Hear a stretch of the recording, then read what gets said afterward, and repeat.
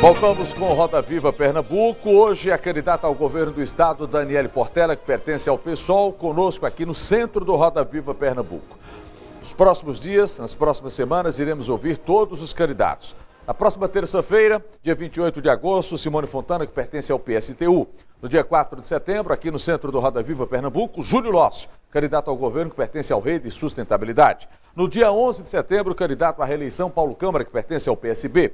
No dia 18 de setembro, o candidato Maurício Rantes, que pertence ao PROS. E no dia 25 de setembro, o candidato Armando Monteiro Neto, que pertence ao PTB. Participe conosco aqui, através das redes sociais, pelo Instagram, @AldoVilela, o Facebook Aldo Vilela Oficial, o Instagram, @TV Nova Nordeste, o Facebook TV Nova Nordeste. Lembrando a você que nos acompanha e que certamente está mandando aí sua pergunta, ao término do Roda Viva Pernambuco de hoje, nós vamos continuar nas redes sociais respondendo algumas perguntas que serão encaminhadas para a candidata Daniele Portela. Então, uma boa para que você possa interagir conosco. Mas o Gadelha queria perguntar no bloco anterior, Ulisses Gadelha, da Folha de Pernambuco. É isso aí, candidato, eu queria aproveitar esse tema da segurança pública, que acabou subindo para a prioridade do interesse do eleitor. Não por acaso, por conta do ano que a gente teve, 2017, Pernambuco acabou chegando a ser o quarto estado com maior incidência de crimes violentos letais, homicídios e latrocínios. E no seu programa de governo tem a menção de um tema que aparece de vez em quando em programas de partidos de esquerda, candidaturas de esquerda, que é a questão da desmilitarização das polícias. E como o termo não sei se é muito claro para o eleitor, eu gostaria que a senhora esclarecesse como isso se daria aqui em Pernambuco. Se é uma proposta que combateria também essa situação que a gente está vivendo aqui no estado. Quando a gente pensa quando eu digo que para a gente pensar violência, a gente tem que pensar no novo modelo de segurança pública. Talvez pensar violência ou segurança pública integrada à Secretaria de Direitos Humanos, porque a gente precisa investir e atacar nas causas do problema da violência. Quando você falou da desmilitarização da polícia, isso é um tema que é bem controverso, mas é uma das pautas e bandeiras do PSOL. A gente significa o seguinte, que muita gente tem pregado combater violência com mais violência. E a gente entende que violência nem sempre se combate com mais violência, mas a gente tem que combater com prevenção. Então, a gente quer uma polícia que ela seja uma polícia mais cidadã. Isso já é um desafio que a Polícia Civil do Estado de Pernambuco tem feito. Ele tem implantado o programa da Polícia Cidadã e a gente quer ampliar isso em pensar nas polícias mais unidas, entre a Polícia Militar e a Polícia Civil, porque a gente, na verdade, forma os nossos policiais de maneira muito punitivista. Então, é interessante que a nossa polícia e a nossa justiça, ela tem um alvo. Certo? Então, quando a gente vai num presídio, eu não sei se aqui, Ulisses, você já teve experiência de visitar algum sistema prisional. Então, assim, acho que quem defende a tese de bandido bom é bandido morto e o marginal ele tem que estar naquele lugar porque ele está à margem, você precisa visitar uma unidade prisional. Sim, recentemente eu tive numa unidade prisional e eu vi um homem que ele tinha os pés que pareciam erisipela, bastante inchado. E eu achei que era da doença e ele disse que não. Eram por horas e horas que ele estava em pé, porque tinha tanta gente na cela que ele não tinha condições nem de deitar. Então, quando a gente tem um sistema prisional que não tem a menor capacidade de ressocializar, que apesar da lei garantir a remissão da pena com um dia trabalhado ou com um dia estudado, a gente não tem escola dentro das prisões, a gente não tem oportunidade de formação técnica e trabalho, a gente acaba reproduzindo aquela lógica de que a prisão é uma escola para o crime. Então, quando saem dali, a gente tem que pensar que metade, quase metade da população carcerária, tanto no presídio masculino como feminino, assim como no centro de triagem, o COTEL, são de presos provisórios. São pessoas que estão no sistema prisional e elas não foram sequer julgadas. Então, a gente precisa de uma reforma no judiciário também, para que dê celeridade nesses processos, para que a gente enxugue e que as pessoas elas tenham condições de ressocializar. E que a prisão não seja apenas um depósito de pessoas que já estão à margem. Porque qual é a minha crítica, e quando eu penso na perspectiva de desmilitarizar? É que o Estado, ele não chega para essa pessoa desde o momento da sua concepção. O Estado não tem creches suficiente, por isso a gente tem que pensar num sistema de educação integrado, que pegue essa criança desde os primeiros anos na creche, porque no momento que não tem creche, a mãe muitas vezes não tem como trabalhar, ela tem que, do seu salário, que já é mínimo, tirar uma parte para geralmente pagar a outra mulher. Então a gente precisa investir nessa pessoa desde o momento que ela nasce. Então ela não tem uma educação de qualidade, ela não tem uma saúde. Se a gente tivesse a epidemia do Zika vírus, isso é uma coisa que me tocou, eu perdi o pai há 2 anos, vítima do surto de chikungunya. A maioria das mães que tiveram crianças com microcefalia eram mães que moravam em condições subhumanas, sem saneamento básico, sem estrutura, sem moradia digna. Então o Estado ele não chega. Então, isso é ele culpa não do chega. Estado, né? Agora, na hora de punir, ele chega. Então a gente precisa rediscutir esse papel do Estado. O Estado ele tem que realmente servir para o seu bem maior, que é a promoção da justiça, da igualdade social e de políticas públicas mais inclusivas. Edmar Lira quer perguntar, depois Pedro, depois o Brinjal. Eu acho que esse tema aqui, eu acho que a gente vai trazer um calor para isso aqui. Em Garanhuns tivemos recentemente um artista chamado Johnny Hooker, que é pernambucano, inclusive, que entoou um coro chamando Jesus de travesti. Inclusive, o deputado do PSOL, o Edilson Silva, defendeu essa manifestação.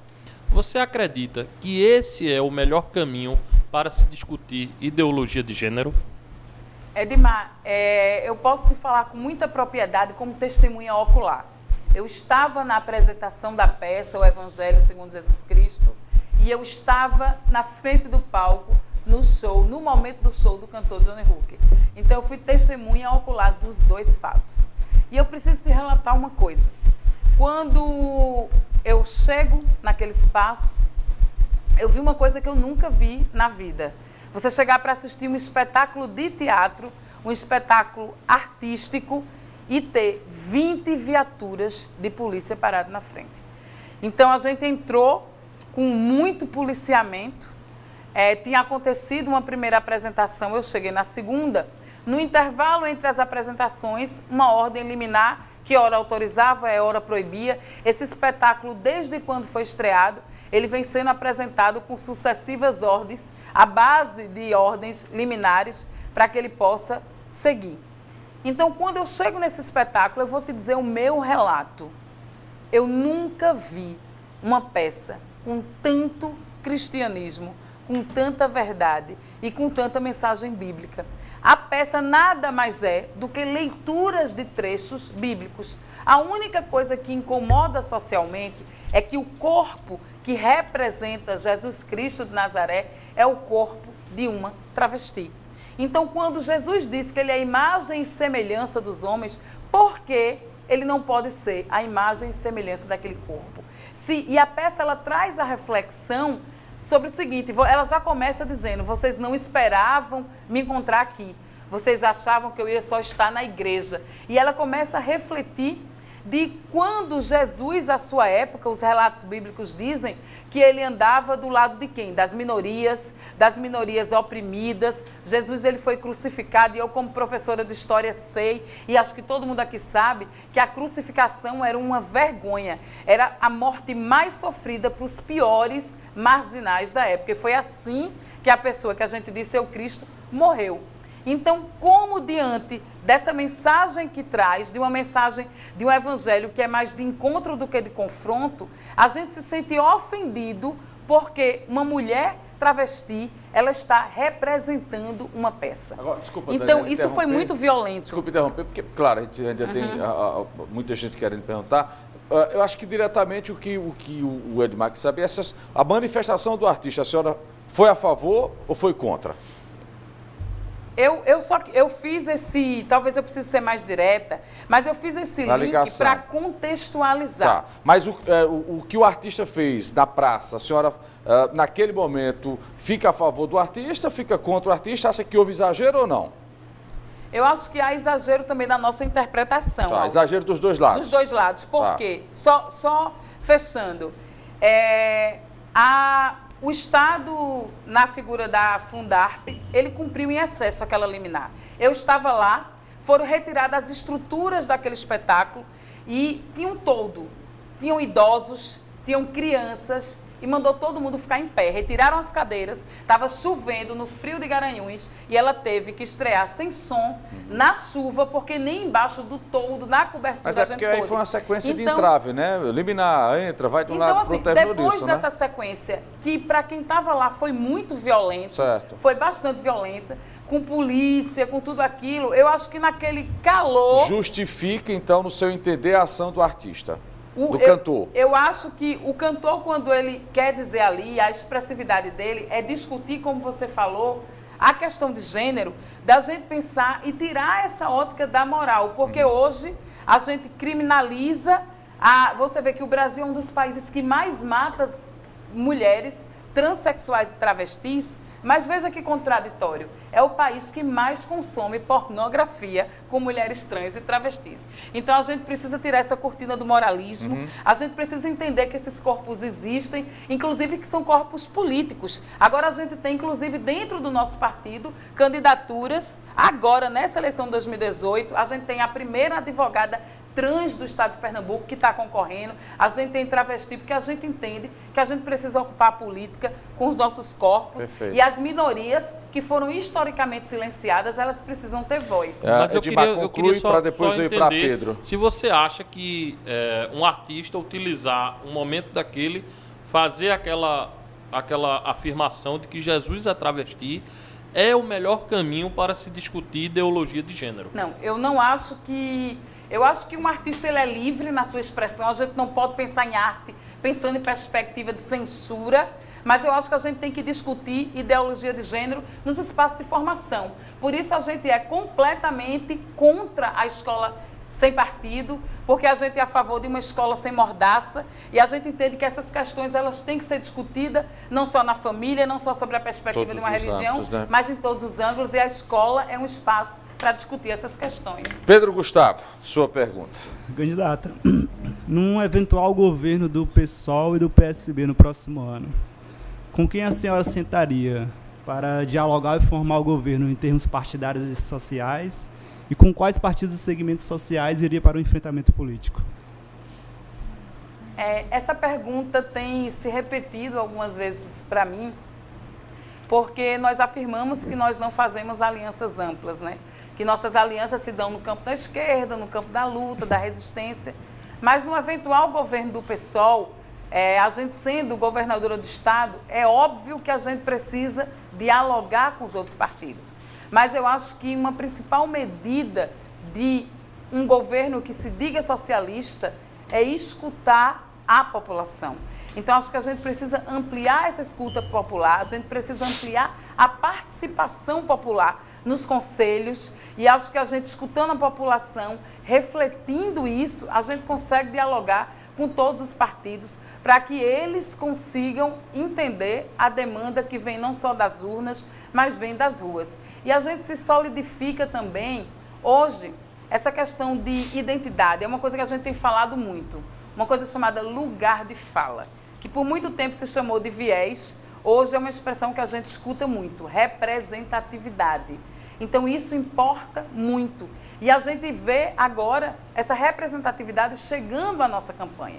Então você tem movimento de luta pela moradia, o MTST está com a nossa campanha, movimento de ambulantes, trabalhadores informais, o movimento Rua, o movimento Frente Favela Brasil, apoiando também algumas das nossas campanhas, movimentos como a campanha Meu Voto Será Feminista. Então esses movimentos eles vão criando corpo social para pressionar a classe política para que ela possa realmente participar. A gente precisa abrir esse diálogo, porque a gente tem construído uma política muito encastelada. Hoje, se você quer dialogar, você fala com o assessor do assessor e não tem acesso direto à pessoa do governador nem aos políticos. A gente não pode mais pensar no Estado como um balcão de negócios. Para você marcar, por exemplo, um exame, uma consulta médica, uma cirurgia, você tem que ir para a porta de um vereador. Isso é um absurdo. A gente não pode, num eventual governo nosso, permitir que a gente continue reproduzindo essa lógica de apropriação do Estado. O Estado é para o bem-estar de todos e para o desenvolvimento amplo da sociedade. É nisso que nós acreditamos e defendemos. Eu vou para Helder Bringel para uma pergunta, a resposta para a gente ir para o intervalo. Okay. Bringel. Parece coisa do destino, mas eu fiquei sempre depois de Pedro e vou tomar como gancho mais uma vez. Mas eu vou fazer um raciocínio inverso. Tem se percebido uma mudança no movimento eleitoral dos últimos anos para cá, tanto nacional como internacionalmente. Dentro de uma dicotomia de espectro ideológico direita e esquerda, nós temos sentido um movimento eleitoral indo para o liberalismo econômico e para o conservadorismo comportamental.